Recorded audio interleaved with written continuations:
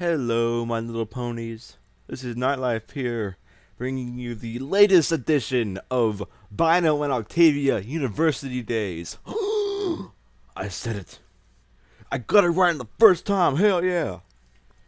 Okay, now, if you don't recall, Vinyl and Octavia were spending the night at Lyra and Bonbon's place, which is just above Lyra and Bonbon's sweets shop.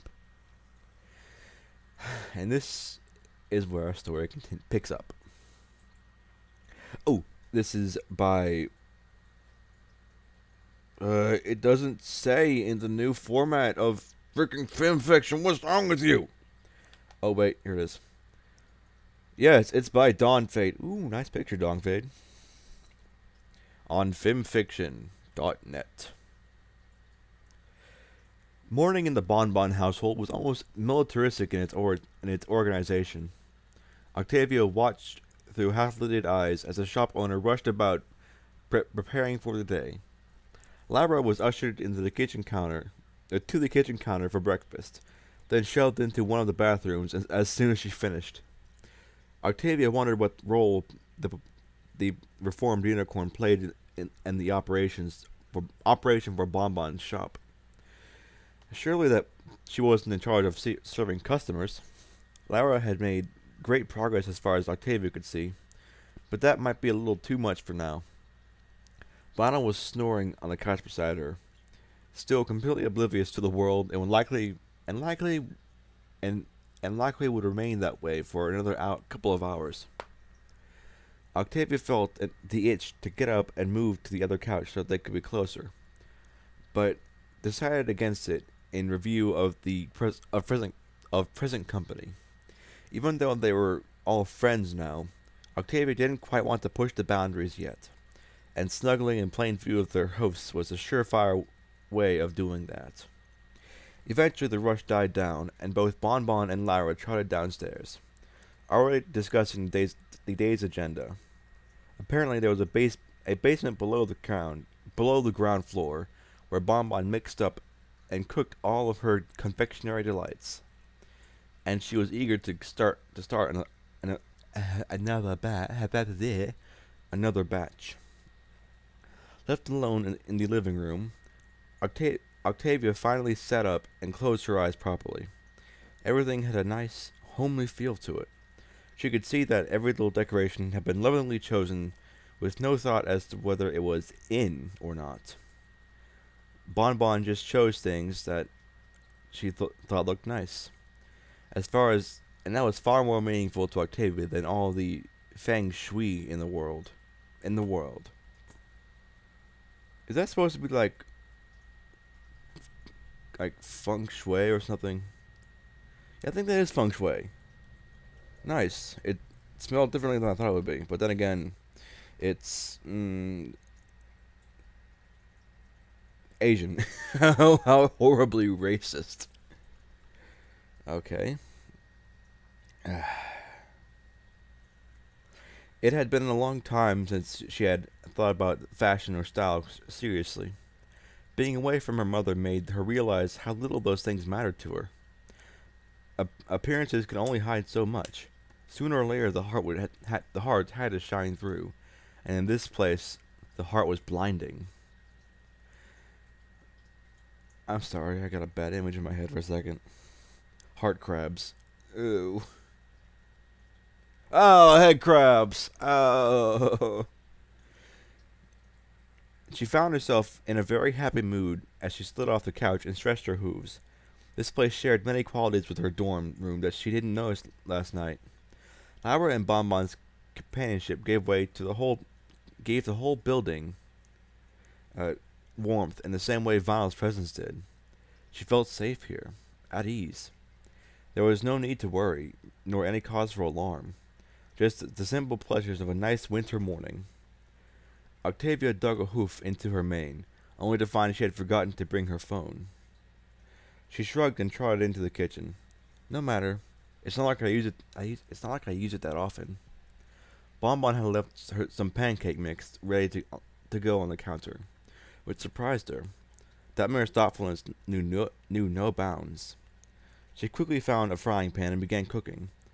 The back of her mind wondered how much walking she would need to do to burn off such an unhealthy meal, while the front of her mind politely told it to be quiet so she could enjoy the darn thing. I'm reading this verbatim, by the way.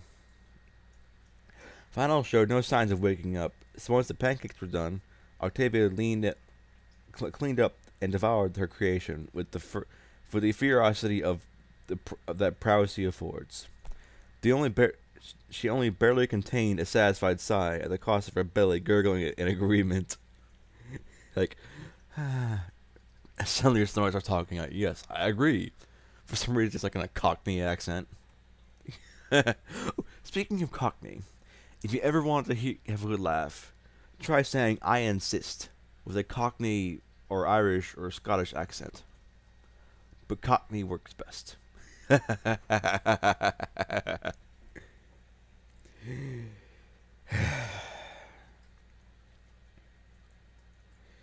With breakfast over with, she returned to the couches, this time approaching Vinyl's pale form. After a quick glance around for observers that was filled by habit rather than logic, she planted a syrupy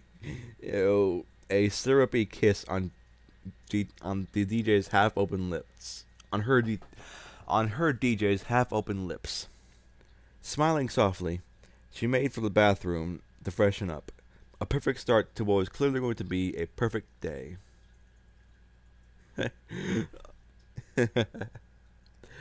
Final's eyes cracked open at the sound of the bathroom door closing. Why do my lips taste so sweet? She mused groggily. Wincing at the growing sunlight shining through the window, overlooking the great yawning distance. No. The front of the shop. She instinctually looked around for Octavia, and upon finding her missing, she groaned and let her head flop back down. Waking up next to Octavia was the only reason she tolerated mornings at all. Take that experience away, and all she left with was sore eyes and dead muscles. Well, if they're dead, you might want to get them replaced, Vinyl. Those things start stanking up pretty bad. Slowly, the faint sound of falling water made itself apparent. Vinyl turned her sluggish gaze towards the source. The thought of Octavia in the shower woke her up quickly, sending familiar tingles down her spine. She was of the mind to charge in there, and interrupt her lover when the smell of pancakes drifted over from the kitchen. Her stomach gurgled and immediately overruled the more cheeky parts of her body. Cheeky. I'm not going there. And she stumbled over to investigate. Stumbled like a drunk. Oh wait, she's a drunk. Her. A plate stacked with pancakes had been set out for her like a gift from heaven. She didn't hesitate before diving straight in, stuffing as much as she could into her mouth. Oh, sweet Luna, the innuendos. They were never really able to cook anything great in the dorm kitchen, mainly because half the appliances were broken. So it made a refreshing change from the usual freezing outing to a local cafe. Celestia, she'd forgotten how good homemade pancakes tasted. K. Once she had recovered from her flavor orgasm, I've had a few of those. Skills. She wiped her mouth and trotted across the room, having heard the water stop a few moments earlier.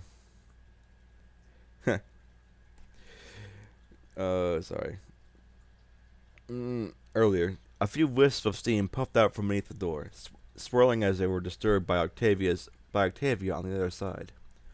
Vinyl knocked twice and pushed the door inwards. Occupied?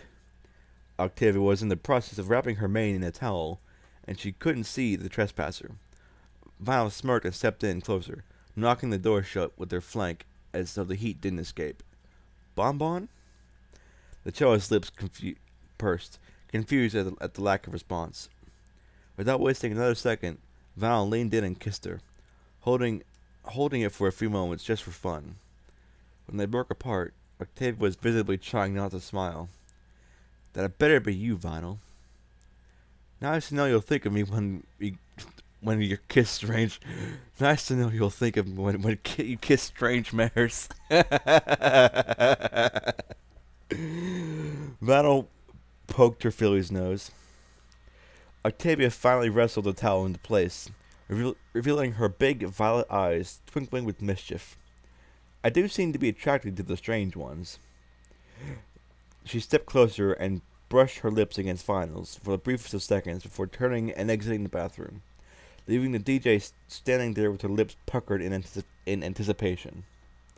After a moment, Vinyl coughed awkwardly and feeling a little stupid, and followed her lover. Oh, it's a bad prank, Octi. Or is it Tavi? Wubsy! Wub wub wub wub. Wub wub wub wub. No. It's a lovely apartment, isn't it? Octavia called, standing at the strange large window standing at the large window overlooking the streets below. Yeah, I gotta admit, I'm kind of jealous. Admitted Vinyl, joining the grim air in her observation. I still like our place better, though. Vinyl bumped. Oh, I almost said there's a hump. I'm like, what? How do you? Okay, going away from that now. Octavia bumped her hips against Vinyl's, giving her a warm smile. Agreed.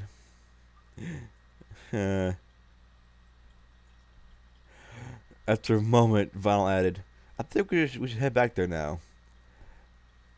I've got a hankering for some sexering.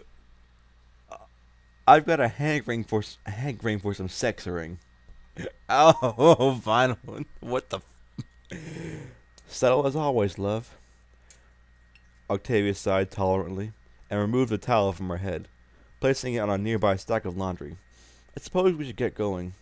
We wouldn't want to overstay our welcome, would we? Together they pulled their winter clothes on.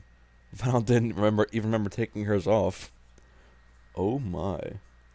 And tried downstairs. The store was quiet, the day not yet begun. From the basement the sounds of some pony hard at work. From the basements came the sounds of some pony hard at work. Lyra stood amongst the displays, using her magic to set a few of them in motion. Then she noticed the couple, she nodded in agreement. When she noticed the couple, she nodded in agreement. And greeting. Heading out? Yes, we best get out of your hair before the customers arrive. This place is beautiful. All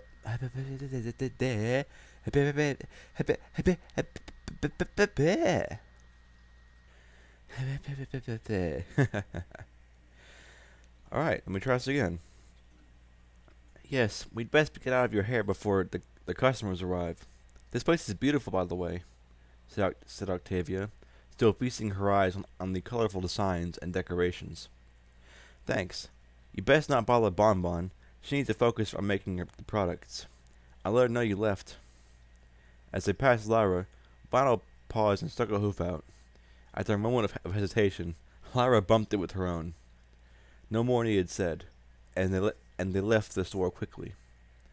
Outside, the air was surprisingly warmer than expected, though snow still coated the ground.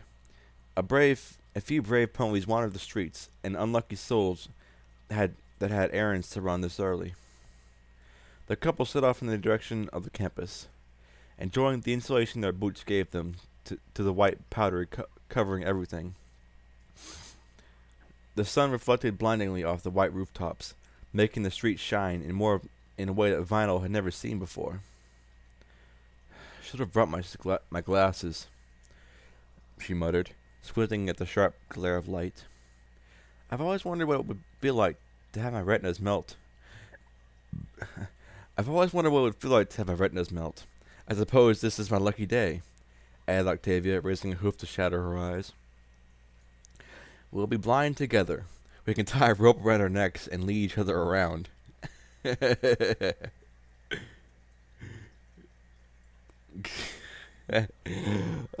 I'm reading ahead. I'm sorry.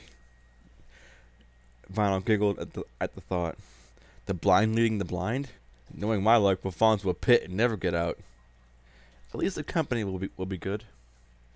By the time they made it back to campus, the sun had risen a quarter of the way into the sky, and the city was well and truly awoken. Thankfully, the angle at which they approached the university was in the same direction as the white reflection, giving them sweet relief. They watched the students exiting the campus clutch their eyes and wince in pain. Two stallions stood on the side of the entrance, on the either side of the entrance, their eyes welling up with tears as they stoically refused to cover them. As Vinyl led the way past them, she wondered if they could even focus on anything right now. From their bloodshot, stubborn eyes, it didn't seem likely. As they wandered... Wait. Buck, I forgot. No, nothing really, just in the last chapter. Remember what they did in the last chapter? They basically skipped a meeting with Octavia's mother, who was probably at the campus right now. So, cringe, all of the cringing. As they wandered into the main court, she couldn't help but marvel at them. Those security guards back there are pretty damn committed, huh? Committed is one way of describing it. Stupid is another. Honestly, why don't they just get some sunglasses? The grassy court wasn't looking very grassy these days. It, like absolutely everything else outside, was covered in snow. As they were about to trudge across it to the student village, Octavia was struck by a thought. "Oh, Vinyl?" she asked sweetly. "Yes?" "Yes," replied the DJ, suddenly cautious. "Can we stop by Sykes' office before we go to the dorm?" Oh, poor Vinyl. Vinyl shudders slumped as she gave her the best puppy impersonation. But, my hankering. There'll still be time for that. Please, it's my birthday. Remember Psych is the good one? I'm liking this. I am liking this. I am doing the evil, rubbing my hands, liking this. As soon as the last words left her mouth, she knew she had won. Vinyl perked up and took her by the hoof, putting on her best Canterlot noble impression. "But of course, milady will get whatever she desires on such an auspicious occasion." Barely containing their giggles, the two mares trotted primly over to Sykes' office building. Octavia felt a pang of sadness when Vinyl let her hoof go. She knew that the DJ was just making sure not to get too much attention inside. But it still didn't sit well that they had to continue being cautious after so many carefree months together.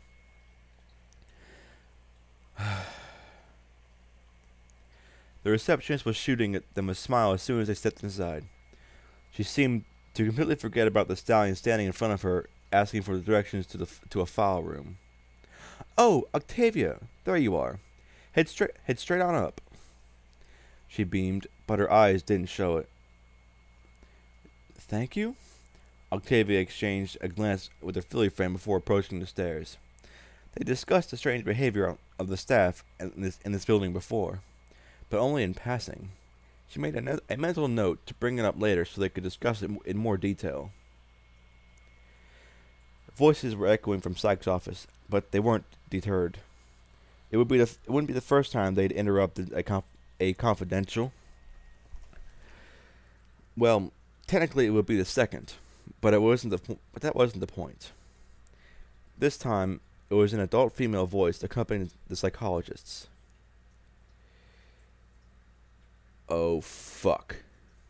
As they neared the door, their voices became clearer, and Octavia's heart threatened to explode. I know she came to you, Psych. Don't even think of lying to me. No, let me try that again. I know she came to you, Psych. Don't even think of lying to me. Said her mother, voice slick like oily water. Octavia's hooves were rooted into the floor.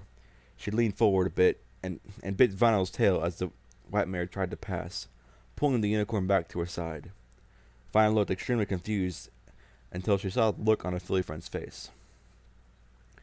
Are you sure? She whispered. Octavia just nodded. Octavia just nodded. We need to get out of here. Now. Octavia nodded again, numbly. Not now. Please, not now. Psych's voice piped up. The receptionist, right? Indeed. Simple, yet effective, replied the venomous tongue once more. That's always been your style. No mincing words, no wasting time so that your prey can get away. You always see through all attempts to stall you and your plans. Octavia realized with a start that Vinyl might have been visible for a moment when she took a few steps forward. The cracks on the door were wide enough to make out her color, and Psyche would recognize them anywhere. Was it possible that, for a split second, that Vinyl might have been visible? The psychologist would have realized who it was, and was likely with her, and who was likely with her, and then decided to subtly warn them? Who could think that quickly? Wait, she blinked. I just did. Without a second thought, she let Vinyl pull her back down before both being careful not to make too much noise. Just before they reached the stairs, the door opened and the sky blue hoof stepped out. All the flattery in the world won't stop me, Psyche. I will find out what you discussed with her, even if I have to forget the file myself. Bitch, that's confidential shit. You do not fucking do that. I don't care fucking who you are, how fucking rich you are, how much influence you have. You cannot access confidential files, especially of this nature, or you're gonna get smacked, okay? By me. I'm going to reach into the story through the metaphysical concepts of the story and smack you, okay? I'm sorry, I just do not like her at all. Before she could take another step, the tutor quickly remarked, You mean the file I have right here? The remark made the frightened mare pause, giving the runaway couple enough time to duck into the stairwell and find relative safety. As they stood there for a moment, trying to compose themselves before escaping through the lobby, they heard the mother sigh in irritation. This is just a piece of paper with "ha ha" written on it. Stop wasting my time. Psyche's giggling reached them even as they trotted through the door. The receptionist watched them go, still smiling. Ooh, that bitch! The second they were back out in the cold. Octavia felt like she had been drenched in icy water, waking her up quickly. Vinyl was quickly leading her across the courtyard towards their home, but she put a stop to that instantly. We can't go back to the dorm yet. Didn't you hear her? The receptionist is going to tell my mother we're back on the campus. Vinyl stopped and bit her lip, looking around cautiously. What do we do then? I need time to think this over. We need to go somewhere safe. Vinyl nodded resolutely. Bonbon's place. She'll understand. Octavia's years of manners training screamed out that going back there was extremely rude, but she shoved those thoughts away. This wasn't about manners. This was about friends. And if there's one thing she learned about friends, it's that they always try their best to help each other. If the feelings in her stomach was any indication, she was going to need all the help she could get. Ooh, I do not like that fucking woman. That fucking mare. I'm sorry, I just paused for a second for the head, and I like what I see. Psyche looked out his office window, his brow wrinkling in worry. Vinyl and Octavia had shown up at the worst possible time. If we had an extra few minutes, he might have been able to distract that darn mare from her childish hunt. But as it was, she was left even more determined than ever. In the end, if he'd let slip that the receptionist had access to the file room, in the end, he'd let slip that the receptionist had access to the file room, which gave him a few more minutes of reprieve. Psych, a stallion said a stallion standing in the doorway. Ah, Lush, there you are. Come in. Psych, sorry, had a little bit of a thing to do in my throat. Psych turned back from the window to face his guest. I got that file for you. Octavia, right? Lush placed the file on the desk. Yes, that's right. Excellent work. Tell me, how did the receptionist react when you asked for it? She was very distracted. Two students walked in behind me, and it's like she forgot I was there. Oh, that's fortunate. You bought me a valuable few minutes, Lush. Thank you. The stallion reddened and scratched the back of his head. It was nothing, Psych. Any time, really.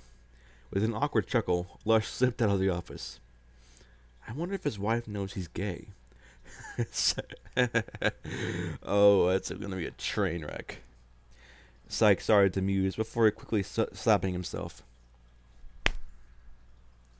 Focus! Please today, he mumbled, opening the file. At the top, Octavia's birth date shone like a beacon. Psych grinned, relief flooding his chest like hot chocolate staving off the cold. Right on cue, the dark blue maned behemoth strode into his room, into his office once more, with lightning in her eyes. No more jokes, Psych. She told me that only you had the keys to the students' files, and that somebody else had just gone in there. I see that you had one of your fool friends retrieve the file right under my nose. Give it to me. There wasn't a hint of request in her voice. Well, Psych scratched his chin casually, knowing it would infuriate her. I don't really think I can. Excuse me? Hot damn, this Mary wasn't used to not getting what she wanted. That's not me, that's the author. Because, as of midnight last night, Octavia is a legal adult. You can't access her private files. He said, keeping her tone conversational. There was no need for any provocative inflection. His words were all the emphasis he needed. As her mother, I can ask Octavia for permission to view her files. Seems like that might be a bit difficult, considering that she's not here. The mayor's lips were pursed. One second. This wasn't going exactly how she expected it would. If a child is suspected of having some sort of mental problem, the parents are allowed to go over the file with the psychologist. Octavia clearly isn't in her right mind. Bitch, yes she is. Psych snorted. She seemed fine to me. You know, her psychologist. You're clearly biased and have an unreliable and unable to give a rational opinion. She was attacking from every angle, unwilling to retreat. You've mistaken client confidentiality with bias. I'd love to help you out, but my hooves are tied on this one. Sorry, madam. It's the law. Finally, the mayor fell silent. She simply glared at him, those hateful eyes making him more than a little nervous. You will regret this, Psych. I hope that you don't like working here. With that, she turned and stormed out the hallway, vanishing from sight. The danger finally over, Psych sunk into his armchair, letting out a long breath he didn't even release until he didn't even realize he'd been holding. A grin split his lips. Suddenly, and despite the fact that he was going to regret every word he said, he couldn't help but giggle softly and recline back. Oh my goodness, that was better than sex! I'm inclined to agree at this point, since he's a bit of a bitch. Huh. Wait a minute. Author's note. There's a biblical reference in this chapter, but it's very obvious. I finally given in and started spelling bonbon correctly. The chapter is dedicated to R.G. Lloyd. Terry Brooks will have nothing from you. Terry Brooks will have nothing on you, my friend. Fan reading by Lord Minions. Fan reading by Bronze Reacts. Fan art by Zalera 4. Fan reading by Cherax. Fan art and doodles by D-Man and 892. Son of a bitch, he forgot me. What do you mean he forgot you? One moment. What time you go to work? As always, if you sent something in and I haven't mentioned it, PM me. Oh, I will. I'll PM you. And then I'll reach through the metaphysical concepts of the internet and slap this bitch who claims to be Octavia's mother. Not life. Out. Oh, wait. This has been Chapter 20 of Vinyl and Octavia University Days by DawnFade. The Nightlife. Out. I'm gonna slap a bitch.